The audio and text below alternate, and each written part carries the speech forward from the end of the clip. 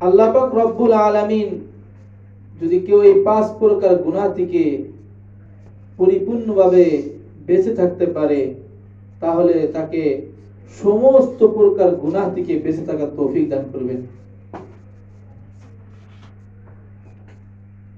হাকিমুল উম্মত মুজাদ্দিল মিল্লাত শাহ আশরাফ আলী থানভী রাহমাতুল্লাহি আলাইহির আজাল্লে খলিফা শাহ আবরারুল হক সাহেব রাহমাতুল্লাহি আলাইহি, শাহ আবরারুল হক সাহেব রাহমাতুল্লাহি আলাইহির অনেক বড় খলিফা শাহ হাকিম আক্তার সাহেব রাহমাতুল্লাহি আলাইহি, যিনি আমার শায়খ ও মুর্শিদ পীরে কামেল মুফতি আব্দুল গফফার সাহেব দামাত বারাকাতুহুমের পীর সাহেব, তিনি একটা কিতাব লিখছেন মাওয়াহিব রব্বানী ফুয়ুদ রব্বানী। সেই কিতাবের মধ্যে আনছেন যদি কোনো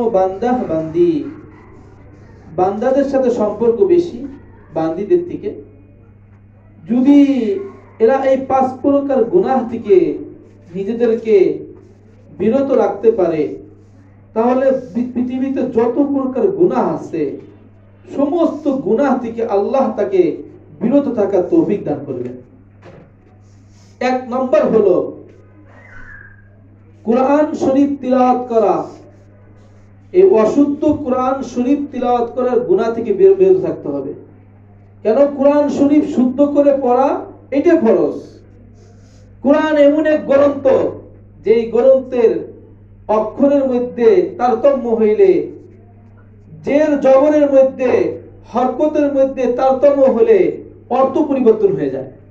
আর এই অর্থ পরিবর্তন হয়ে গেলে মানুষ যে কোনো সময় যে কোনো মুহূর্তে সে বেঈমান কাফের হয়ে যেতে পারে। এই জন্য কোরআন অশুদ্ধ পড়ার গুনাহ থেকে বেঁচে থাকতে হবে। কেন? কোরআন শুদ্ধ না হলে কেউ যদি নামাজের মধ্যে অশুদ্ধ তেলাওয়াত করে তাহলে নামাজ হবে না। সারা বছর যদি নামাজ পড়ে, সারা জিন্দেগি যেমন নামাজ পড়তে থাকে কিন্তু কোরআন শরীফ তেলাওয়াত শুদ্ধ না, তার নামাজ হবে না।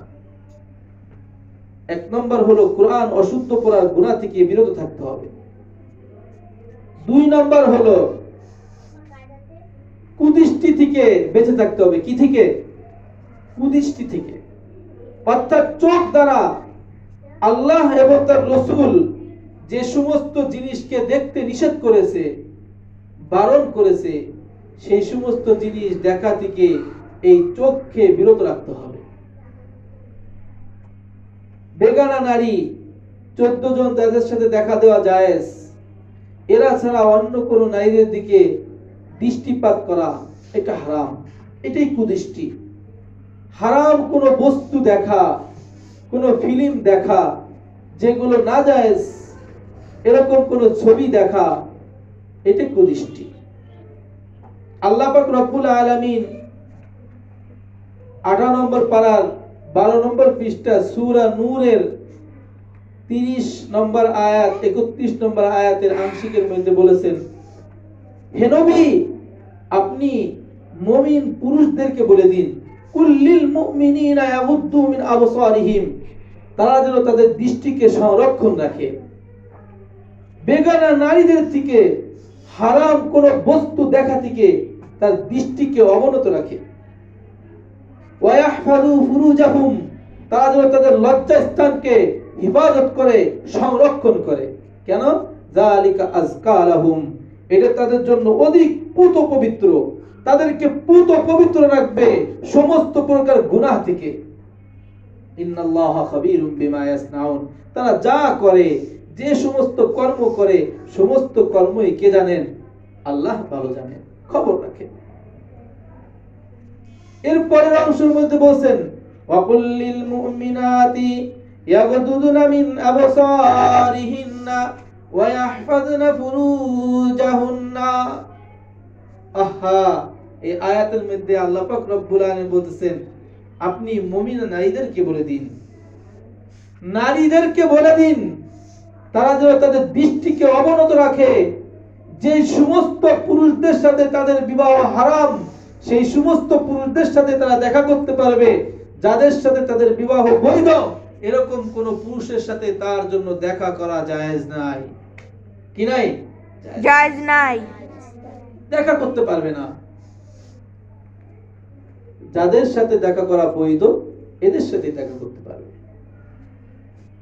বিবাহ বৈধ তাদের সাথে দেখা করতে পারবে। তো সুতরাং এই দৃষ্টিকে অবনত রাখতে হবে, কুদৃষ্টি থেকে বেঁচে থাকতে হবে। এইটা হলো সমস্ত গুনাহের মূল। এই কুদৃষ্টির কারণে একজন মানুষ, একজন যুবক, একজন যুবতী, একজন বিবাহিত অবিবাহিত পুরুষ নারী একজন আরেকজনের প্রতি আকৃষ্ট হয় এই কুদৃষ্টির কারণে। চোর কোনো মালকে চুরি করতে চায়, ডাকাত ছিনতাই করতে আগ্রহী হয় একমাত্র এই দৃষ্টির কারণে। সে যদি ওই জিনিসটা না দেখতো তাহলে তার মধ্যে আগ্রহ জাগ্রত হইতো না, আর আগ্রহ জাগ্রত না হলে স্বাভাবিকভাবে সে এই গুনার মধ্যে লিপ্ত হইতো না। এজন্য হাদিসের মধ্যে আছে জিনাল আইনি আন নাজরু, চোখের গুনাহ হলো, চোখের জিনা হলো কুদৃষ্টি করা। ওয়াজিনাল লিসানি আল মানতিকু, আর কথার জিনা হলো, জবানের জিনা হলো খারাপ ফাহেসা কথাবার্তা বলা। ওয়াজিনাল ইয়াদি আল খুতওয়া, আর হাতের জিনা হলো অবৈধ স্পর্শ করা। ওয়াজিনাল রিজলি, ওয়াজিনাল ইয়াদি আল বাতশু, হাতের জিনা হলো স্পর্শ করা। ওয়াজিনাল রিজলি আল খুতওয়া, আর পায়ের গুনাহ জিনা হলো খারাপ কাজের দিকে হেঁটে যাওয়া।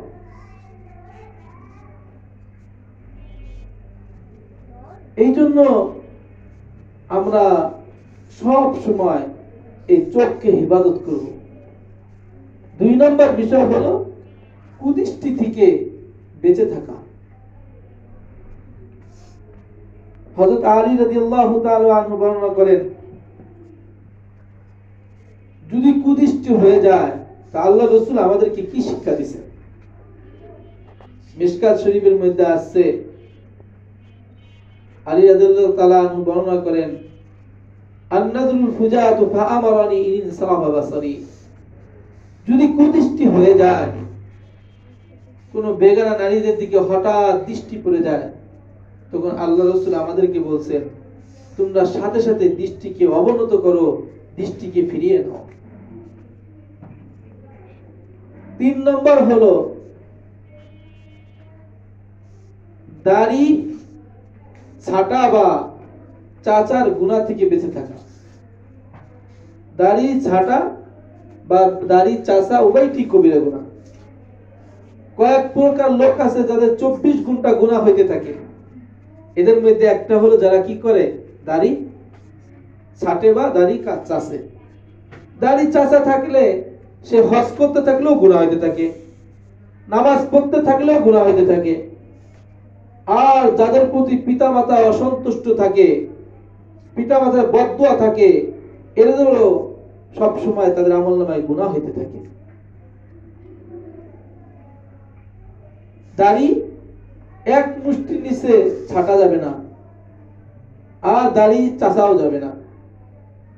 মুসলিম শরীফের মধ্যে, বুখারী শরীফের মধ্যে ইবনে আব্বাস রাদিয়াল্লাহু তাআলা আনহু হাদিস আছে, তিনি বলেন قال رسول الله صلى الله عليه وسلم خالف المشركين, এই আমার সাহাবারা তোমরা মুশরিকদের বিরুদ্ধে আচরণ করো।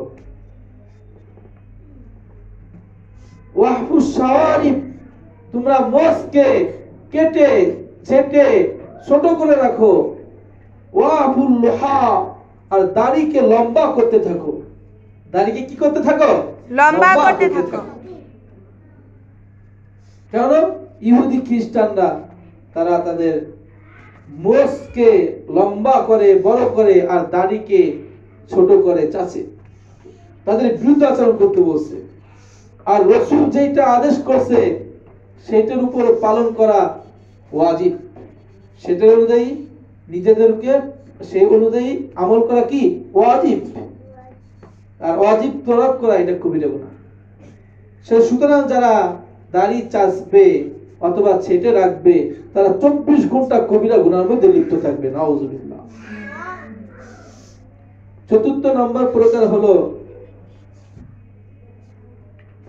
টাকনুর নিচে পায়জামা বা লুঙ্গি পরার গুনাহ থেকে বেঁচে থাকা। টাকনুর নিচে, কেন? টাকনুর নিচে পায়জামা বা লুঙ্গি পরা এটা কবিরা গুনাহ। হাদিস শরীফের মধ্যে আছে, আল্লাহ রাসূল সাল্লাল্লাহু আলাইহি ওয়াসাল্লাম বলেছেন, মা আসফালা মিনাল কা'বাইনি মিনাল ইজারি ফিন্নার। সাবধান, এই টাকনুর নিচে যদি পায়জামা বা লুঙ্গি থাকে, তাহলে ওই পায়জামা বা লুঙ্গি টাকনুর নিচে থাকার কারণে তাকে কাল কিয়ামতের মাঠে জাহান্নামের মধ্যে নিক্ষেপ করা হবে। এখন আপনারাই বলেন, তাকে কি ওই টাকনু কেটে নিক্ষেপ করবে? না, বরং যার অতটুক জাহান্নামের মধ্যে নিক্ষেপ করবে, তার পুরো দেহকেই জাহান্নামের মধ্যে নিক্ষেপ করে দিবে। এই জন্য টাকনুর নিচে পায়জামা বা লুঙ্গি পরার গুনাহ থেকে বেঁচে থাকতে হবে। এটা পুরুষের জন্য। ৫ম নম্বর প্রকার হলো, অতীতে পূর্বে এমন কোন গুনাহ করছে, আল্লাহর নাফরমানি করছে, এমন কোন অবাধ্যতায় লিপ্ত হয়েছে, সেই পূর্বের ওই গুনাহকে স্মরণ করে অন্তরের মধ্যে লজ্জা তথা স্বাদ অনুভব করা, অন্তরের মধ্যে স্বাদ অনুভব করা, আহা ওই সময় করছিলাম, খুব মজা হয়েছিল। না, এই পূর্বের গুনাহকে স্মরণ করে অন্তরের মধ্যে যখন স্বাদ অনুভব করতে থাকবে, তখন বোঝা যাবে আল্লাহ তার তওবা কবুল করেন। আল্লাহ তার তওবা কবুল করেন নাই। কারণ তওবা কবুল করলে তো পূর্বের গুনাহ স্মরণে আসার কথাই না।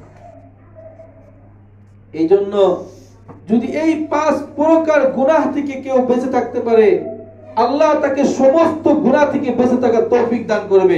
তিনি হাকিমুল উম্মত শাহ আশরাফ-ই থানভী রাহমাতুল্লাহ আলাইহি, তার খলিফা আবরারুল হক সাহেব, তার খলিফা হাকিম আখতার সাহেব রাহমাতুল্লাহ আলাইহি গ্যারান্টি দিয়েছেন এই 5 প্রকার গুনাহ থেকে বেঁচে থাকলে। কেন?